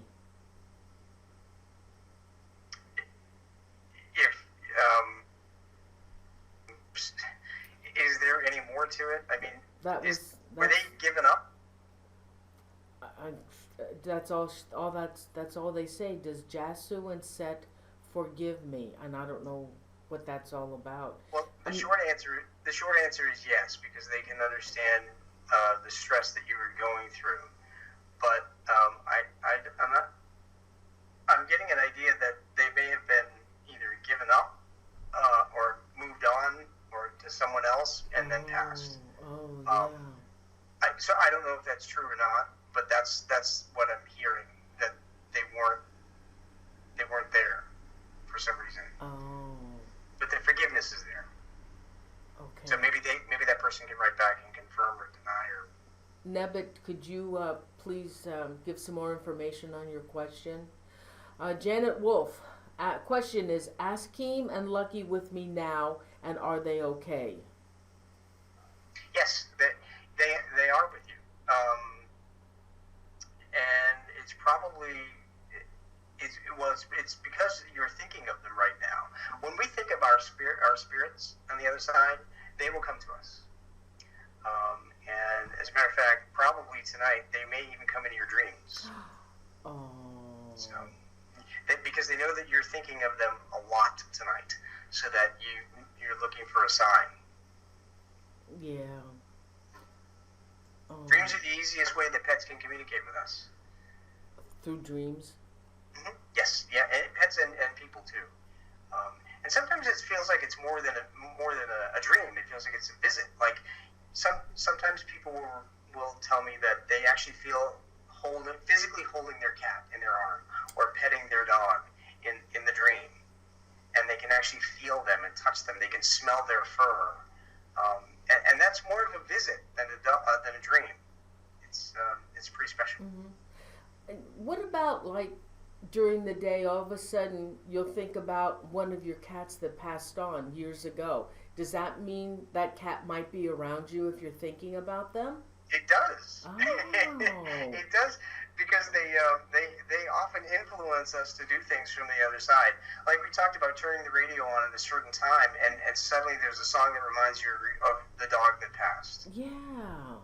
Yeah. So if you're at work and suddenly you think about the cat that you lost like 4 years ago, well, guess who's sitting on your desk? Oh God. Oh God. The worst thing in the world is to go to work after you've lost a pet that you adored and you're crying at work. People don't understand that. They actually don't understand that. Well, you need to hang around different people. Yeah. Well, I don't work anymore, thank goodness. Yeah, I totally understand. And fortunately, I work in an environment during the day with a lot of pet parents. And after Sprite passed, I was a mess. I don't mind crying in public. Who cares? The love for my dog Sprite he passed, and Buzz, is so strong that I had to express my grief. Oh, yeah. So, nothing wrong with that. All right, let's see. William Fernandez. We found a cat who was abandoned, and we will call her name Blue, but don't know now what her real name is. Oh, is there any way you can find out her name? That's a psychic question. Yeah, that would be. And the cat's still alive. Yeah. They found an abandoned cat, and they called her Blue, and they just wanted to know what possibly the real name was. Yeah, I actually can't tell you unless a spirit connected to you tells me. The cat can't tell me because I'm not a psychic or an animal communicator. I'm a guy that talks to the dead. So fortunately, be happy that your cat is still with you, and just love her every day. Doesn't matter really what her name was in the past, because the name that you have given her is the name that she will always have. Yeah. And that's the way she's going to be on the other side too. She's going to be known by that name because of the love that you provided and saved her life. Okay, Mama Joe. What animal sits with me when I do readings? What animal sits with you? Yeah. Whatever animal you had in the past. I probably had several, I would think. Yeah, I'm getting the sense that there are probably several of them.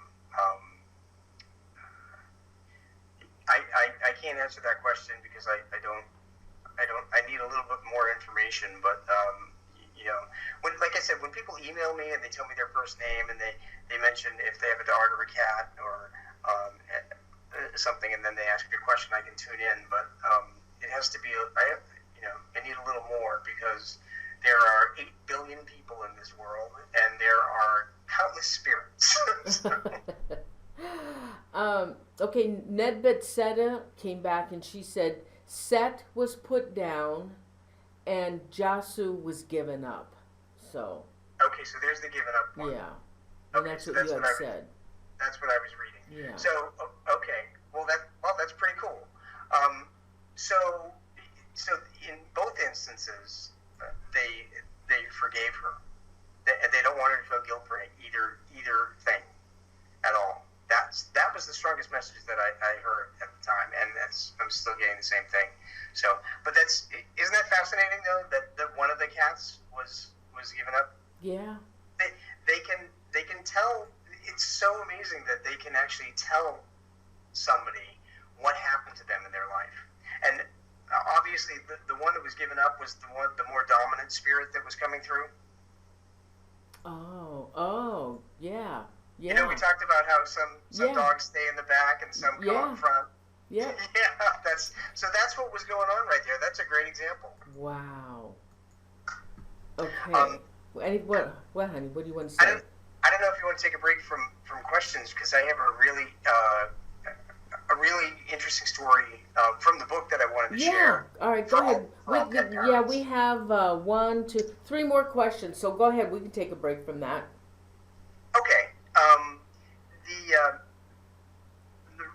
The story that I wanted to talk to you about was a really important story that I got in an email. A woman wrote me, and she said that her dog Clancy came in and was sick. I actually have the book in front of me. I'm trying to actually find it so that I don't misquote what I wrote. I'm not actually finding it. Well, I remember the story enough. So she wrote me and told me that she and her husband had a little spaniel, and the little spaniel was a young dog, and when they came home, the dog seemed somewhat lethargic, and they didn't understand what was going on.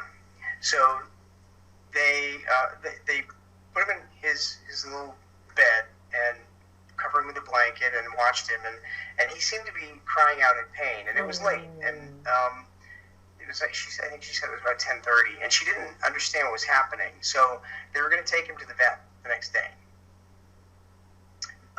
because he seemed lethargic and like he was going to go to sleep anyway. So the next morning, she said she woke up and Clancy had passed away. Oh. And she had no idea what happened with this dog. So she wrote me and she asked me, here's the interesting thing. In my email to her, Clancy came through pretty clearly and pretty strongly and said, again, no guilt.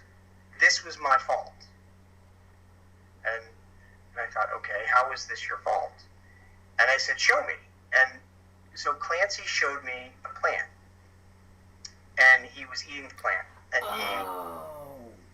and it turns out it was a poisonous plant. So what I wrote to her is I said, Clancy showed me that he ate a plant and it was poisonous and it caused him pain, which is why he was crying or hurt at night. And Clancy's message to you and all pet parents is to find out what plants are toxic to dogs and cats and take them out of your yard. And the ASPCA has on their website a list of plants that are toxic to dogs. So I sent that to her, and she was very grateful. And she gracefully allowed me to share the story. I mean, it changed the names, but there's a dog on the other side that really had a powerful message for all pet parents, so that they didn't have to endure what Clancy's mom did. But it was Clancy's time to pass. That's what he totally told me that. And his mom said she'll always feel guilty, but she needs not feel guilty.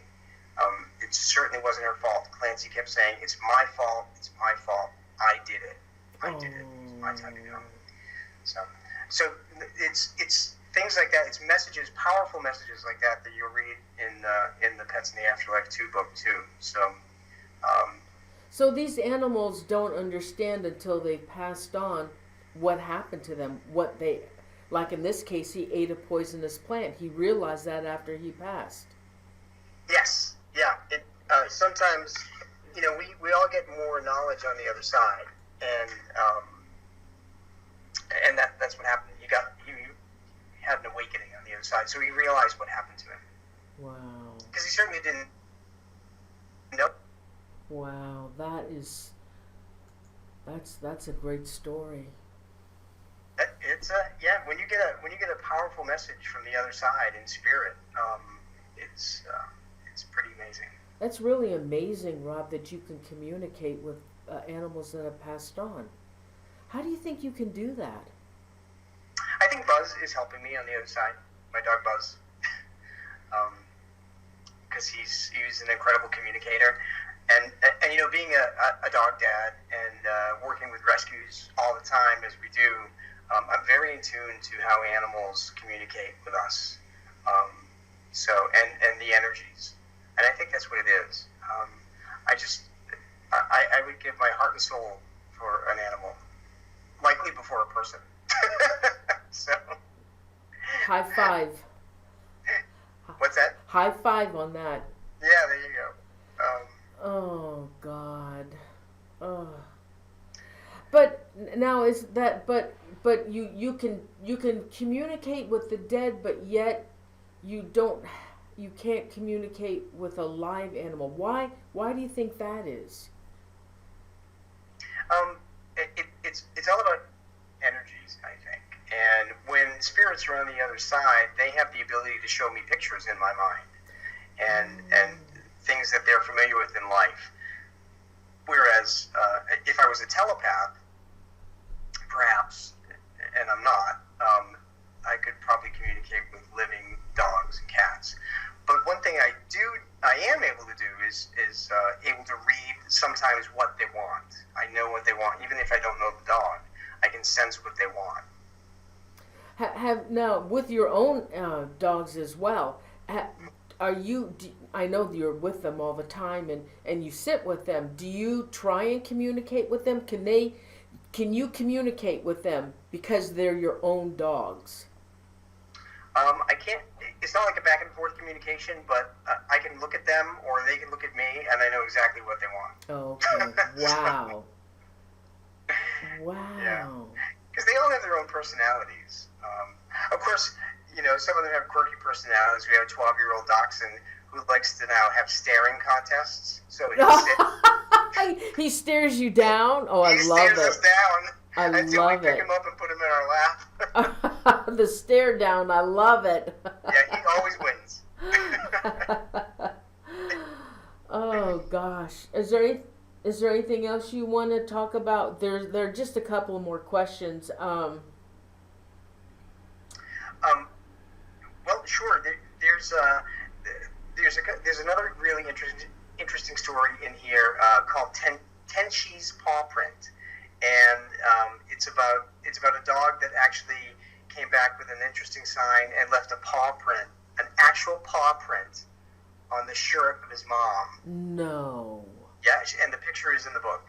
Oh wow. How can they get now again? How can they get your book? They're all on Amazon.com, and just look up Rob Gutro, Gutro, and they're all under $10. As I told you before, I've written 4 books, 2 about pets, 2 about people, to help people understand how spirits communicate with us and offer them comfort, and to see the signs on their own, so they don't need to pay for a medium. They're all under $10, and the ebooks are like under $3.99 or $2.99. I don't know what it is. They're all really affordable, but and I always encourage people to email me and let me know if they have any questions. I just want to help. Oh yeah. Here I have the information, Rob. Hold on. Let me see if I can get that. Hold on for a minute. Okay. Oh, it didn't take. Oh, isn't that interesting? I had put up, let me see if I can see it. I put up your it's not taking. Isn't that weird? Huh. My program didn't like your the image. So what is your email, Rob?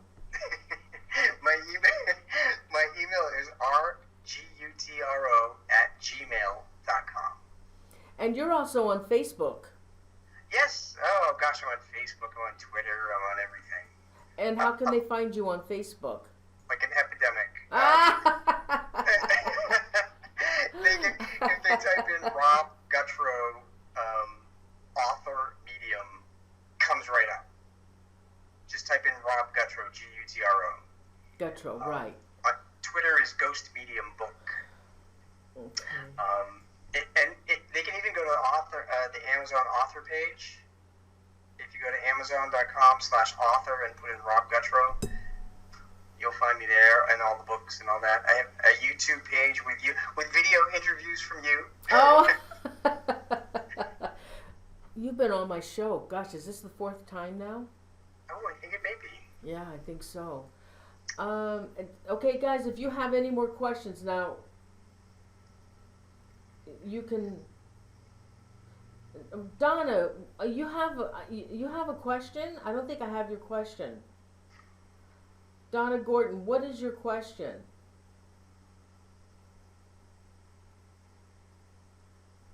Okay, let me go in here. Let's see. I can share more stories too while you're looking for questions. Okay, go ahead. One thing people need to know if they have a cat that passed is that cats are a lot more stealth when they're giving signs. They don't often send like birds and butterflies as much as dogs do for some reason. Cats like to do the secret jump on the bed in the middle of the night kind of thing in spirit, and curl up near your feet in spirit, or walk by you, brush their tail. So cats are a little more stealthy than dogs. So if you have a cat, keep that in mind. Oh, what's interesting is my sister has 2 cats that visit her. She has her own cat. She has 8 cats. I think 8 or 9. They're all rescues. And there are 2 cats that visit her. And there weren't past cats of hers. But Oh, yet sure. they show up in her house. Now, And they're spirit cats or yes, actual cats? no, they're spirit cats. Hmm. Interesting. Yeah. Well, they probably came with the house. The house isn't that old. It was only, I think, 2 years old when she bought it. But maybe you're right. Well, it doesn't. Even if the house is not that old, they could have come from a nearby house, and they were drawn to her because of her positive energy. Oh yeah, with all the cats. Oh, that's yeah. They probably did. They. We talked about how spirits can tune into the energy of people that can help them. Oh. Oh, my mod Royce is posting all your info in the chat room, Rob. Oh, very sweet. Thank you. Thanks, Royce. Thanks for doing that. Okay, let me see now. Mama Joe, I don't understand her question. Mama Joe, please, Noreen, was it my dog Sheila or Shadow? But I don't. Oh, Mama Joe was the one that asked who sits on her. Oh no, she's not. I don't know what she wants. Okay, let me go down further. While you're doing that, there's another really interesting story. Okay. Of a spirit dog that revived her dad. And Really? it was a Great Dane named Cleo, and who passed away. And her dad, who actually is a long-distance member of the Inspired Ghost Tracking Group, shared this story with me and said that that he was taking a nap and that he really felt at ease in a good place, and he saw Cleo again when he was taking a nap. As we talked about, dogs can come into our dreams. Yeah. And Cleo stayed with him for a while, and then alongside, and then started to lick him on the face. And that's when he started to wake up and regain consciousness. What happened was, at the same time Cleo was licking his face, his wife was shaking him, trying to get him to start breathing again, because he had stopped breathing. So his dog Cleo, in spirit, was trying to lick his face in his dream to wake him up. Oh. To save his life. Oh my. And that's what happened. And so he woke up because Cleo was licking his face, and then he realized his wife was shaking him, and he started to breathe again. Wow. So that's another cool story in the book. It's amazing what spirit can do. Now, are these stories that people send to you, and they give you permission to put them in the book?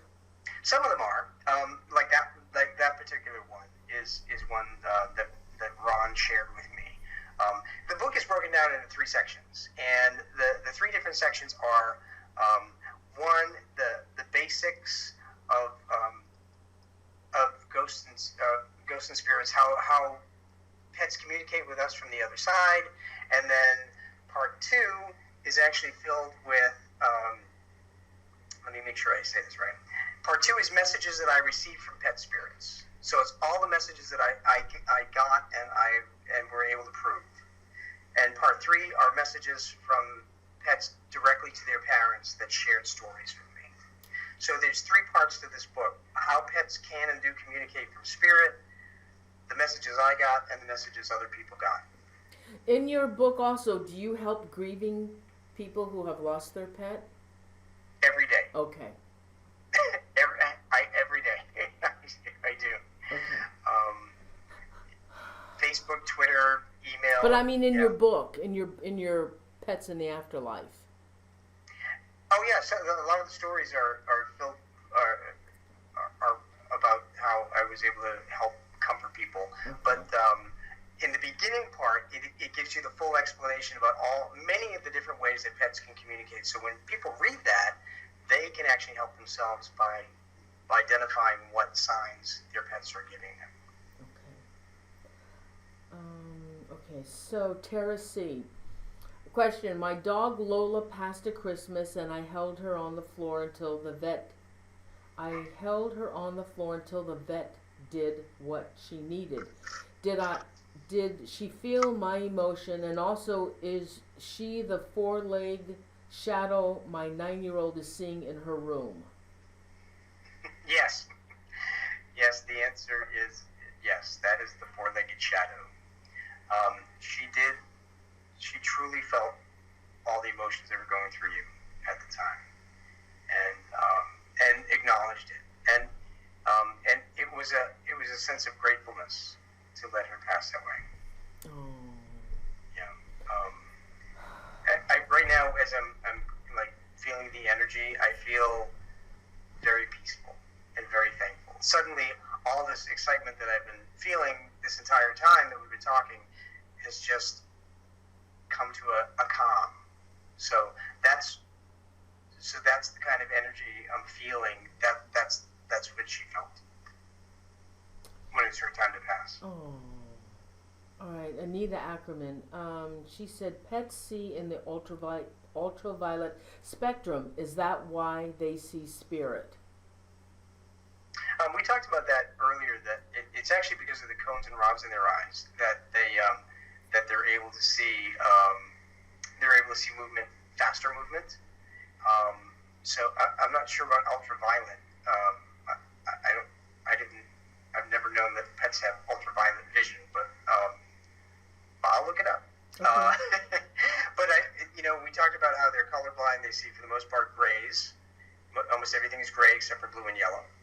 And they can see faster movement, which is the vibrations, the higher vibrations that spirit moves at. Why is it that they only see certain colors? It's because of the configuration of their eyes, the physiology of their eyes. I don't know. You're talking to a colorblind man here, so. No way, really? I see you have browns and greens, and I can't really tell the difference. And reds and browns, I can't tell the difference. So, maybe. I wonder how that happens. Well, do you know, an interesting statistic here is that 65% of all men are colorblind to some degree. Oh, is that why men put different colors together that don't belong? That's right. That's exactly what it is. Oh, my God. When I grew out of animals, I was in really bad trouble. Oh, my God. All right. Guess. When I was talking about that bridge? Yes. It's the Overton Bridge in Scotland. And Nancy Soplavita wants to know. Oh, another thing, too. I heard that dogs, they don't have preferential, that vision that we have where we can see on our sides. They can only see straight ahead. And they say that's also a possible reason why the dogs are jumping off the bridge, because they can't really tell that they're jumping to their death, and that's what Nancy's saying. What do you know about that Overton Bridge in Scotland and why they commit suicide? And you don't know. I didn't think you would. I don't know anything about it, but what I can tell you, having visited Scotland, there are a lot of angry ghosts that are walking around there, and I wouldn't be surprised if there was a ghost or two on that bridge or in that town that hated dogs for some reason and was responsible for that craziness. Yeah, it's absolutely insane. Yeah. That it was a really strange story when I found out about it, and that's what it's well known for. The dogs jumping off that bridge and I'm not going to falling to Scotland. their death, and it's a steep jump. But yeah, okay. So now I think Mama Joe is trying to clear up what she said. Okay. Okay, better question. What animal sits with me when I do readings? But she had already asked that. Let me go back. She named, what was it? Sheila or Shadow, her dog. Which dog it could possibly be sitting with her? Sheila or Shadow? I get the sense that Shadow was a male. It's a female energy. So I would guess it would be Sheila. Okay. I want to know who. Okay. But that doesn't mean that Shadow is not there. That it means that Sheila is the dominant dog spirit. Okay. As we said, Shadow takes a back seat. Oh, okay. Because that's his personality. Oh, okay.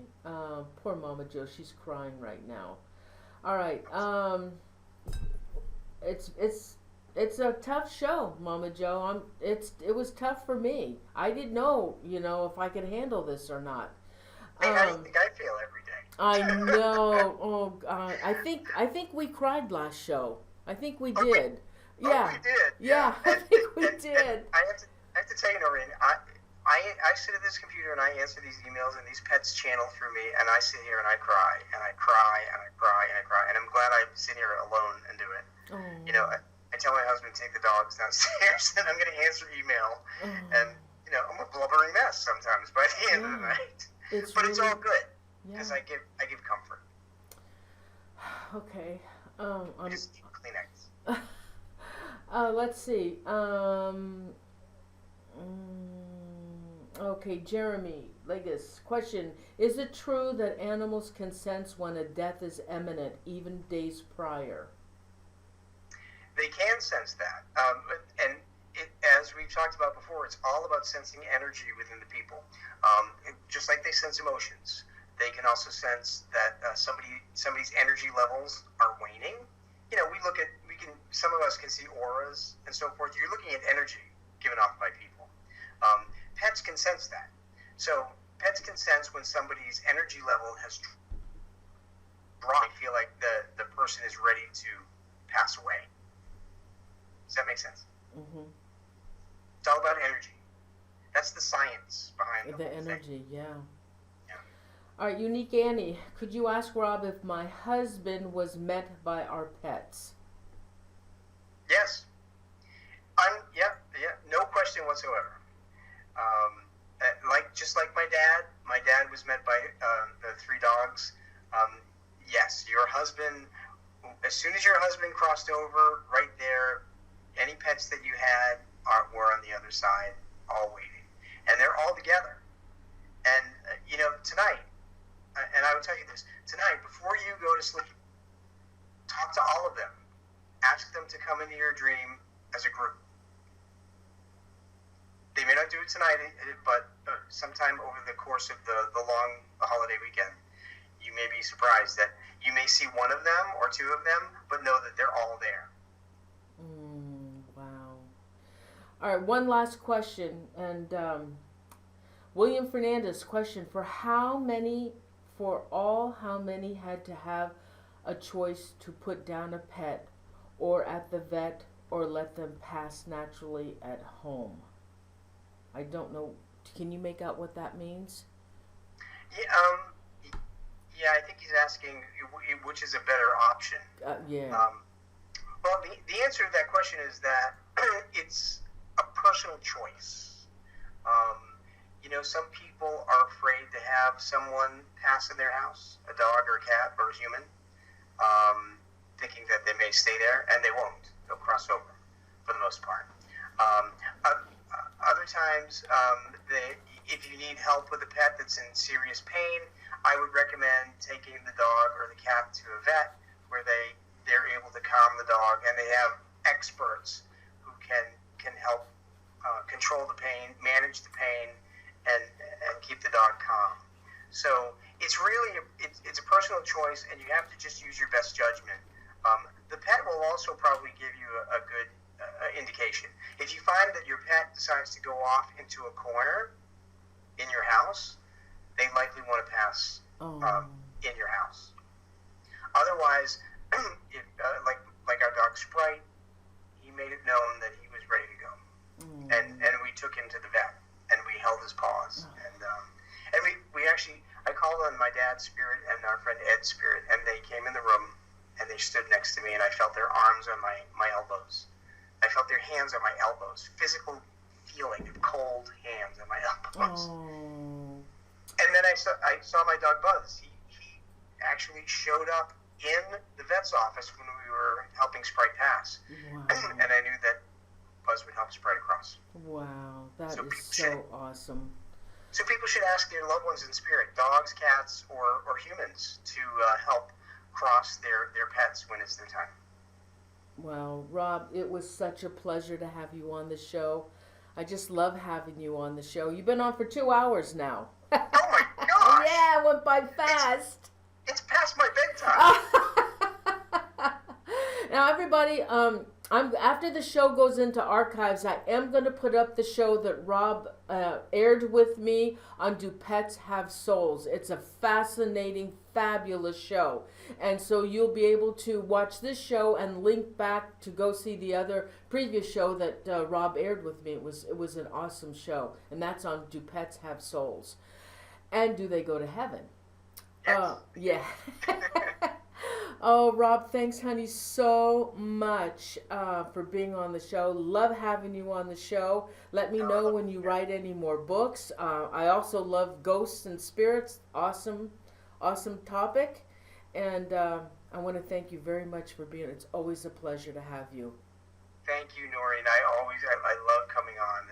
And if anybody wants the book, this is what it looks like. It's a picture of a dog and a cat looking into the light, ready to cross over.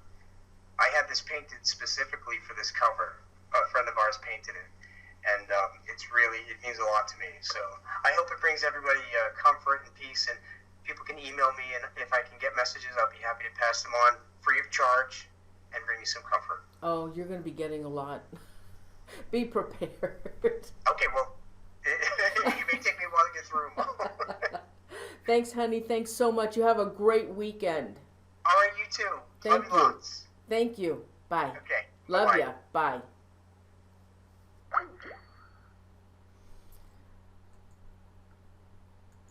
Oh, thank you so much, Rob. He's such a sweetheart. I just love Rob. And I will put the link to that show. It was a fascinating show. Do pets have souls, and do they go to heaven? And I will put that link up. Everybody, thank you so much for joining me tonight. I know this show is going to get a lot of views once the show is over, because the other one has it's very, very popular. He gets messages all the time off of that other show. All right, so time for shout outs, but let me do shout outs. Oh gosh. You know, again, you guys, I didn't bring my calendar. June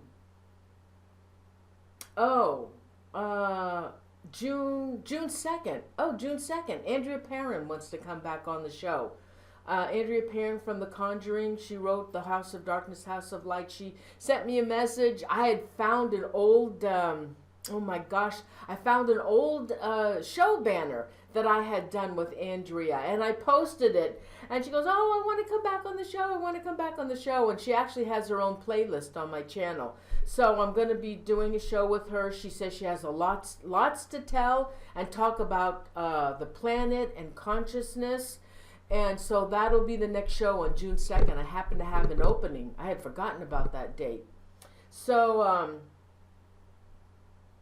that's next Thursday. Oh my God. And don't forget Monday.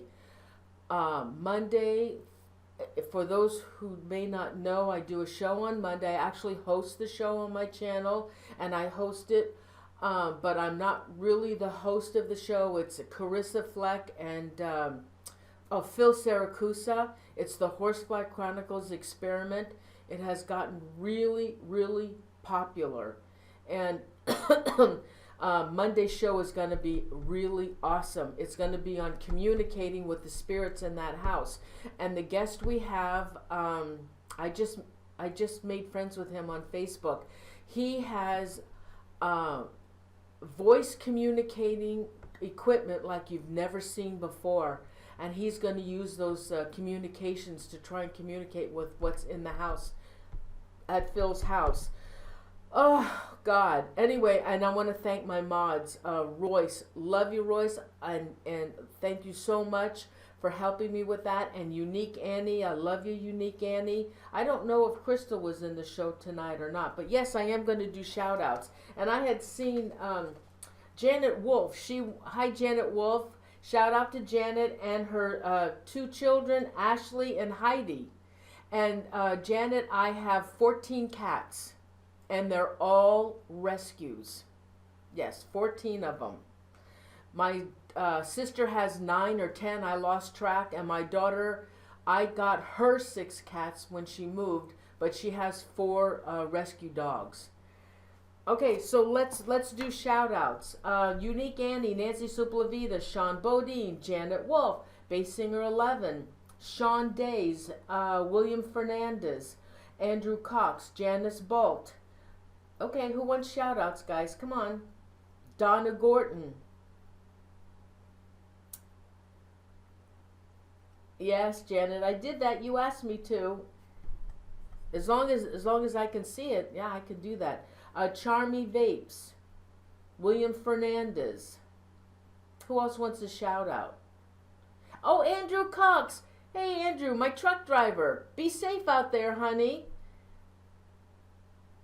Lucinda, Nancy Soplavita, Venter Storm, Lully Tooby, Butterfly Kisses, Joyce Lynn, Miller, Debbie Gale, Tommy Roberts, Donna Gorton, Paraprincess Patricia, Ginger Simmons, Tina Nichols, Maria Sandra Amador, Mama Joe Buffalo, Jeremy Legas. Jeremy, I can't do it this Sunday. Listen, you guys, Jeremy Legas is a undertaker, a funeral director. Oh my God, we're gonna put a show together. I've always wanted to know about them, and it can't be this Sunday, honey, because it's a 3-day weekend, and I'm gonna be with my daughter. Jimmy Cortez, how are you feeling? Are you okay? How you doing? Everybody send positive vibes to Jimmy. He's had some issues, and the same thing with Royce. He's now getting over some illnesses. Please send positive vibes their way. In the half light, Nebet Seda. Yes, Nebet Seda. Oh, Jimmy, you too, honey. You're welcome. Tina Nichols. Rebecca, that's me. Anybody else want to shout out?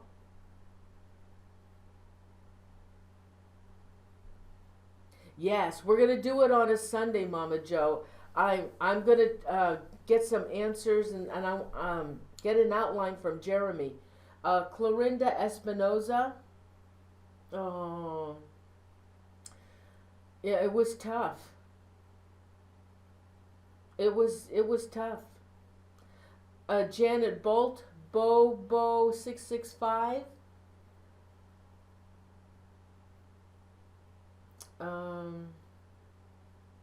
Hi Rebecca. Yeah, it was a tough show. I mean, it's really tough. Animals are, it's a tough thing to talk about. Okay, guys, I don't want to start crying again. Samantha Drelling.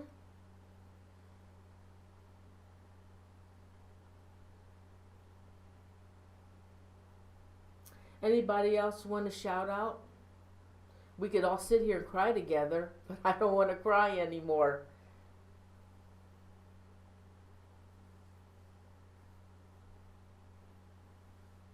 Yes, you know, my mods, thank you so much. I don't know what I would do without my mods. Hi, Lisa Knox. Anybody else want to shout out before I close? Anybody else want to shout out?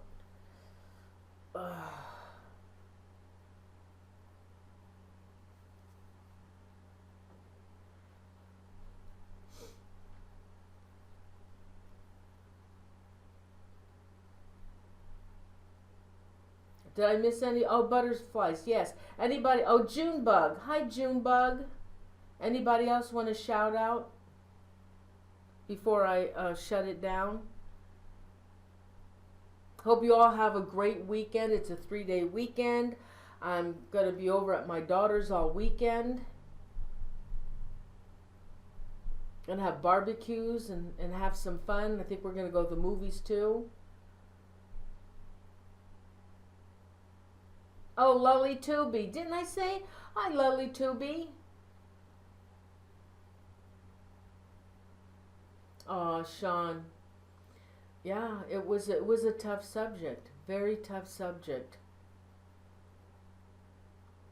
Anybody else want to shout out before I go? Yeah, awesome, William. A shout out to all those animals who have passed.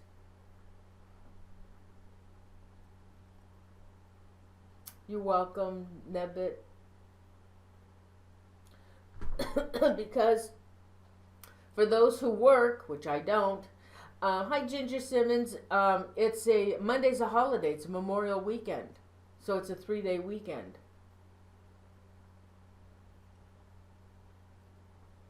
I'm glad you guys like the show.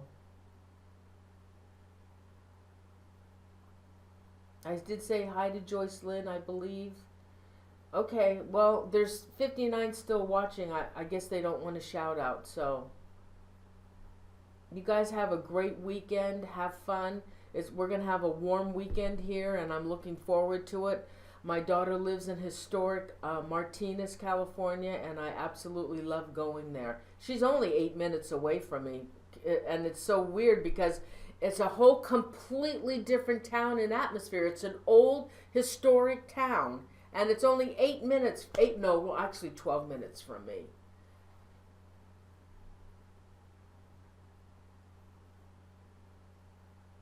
Okay, guys, I think I'll go now, and it's been over 2 hours now, and I want to thank you so much all for being here, and I'm really glad that you enjoyed the show, and no, the Constantinos are dead. Mama Joe, the Constantinos are dead. What do you mean? Are you going to do the Constantinos?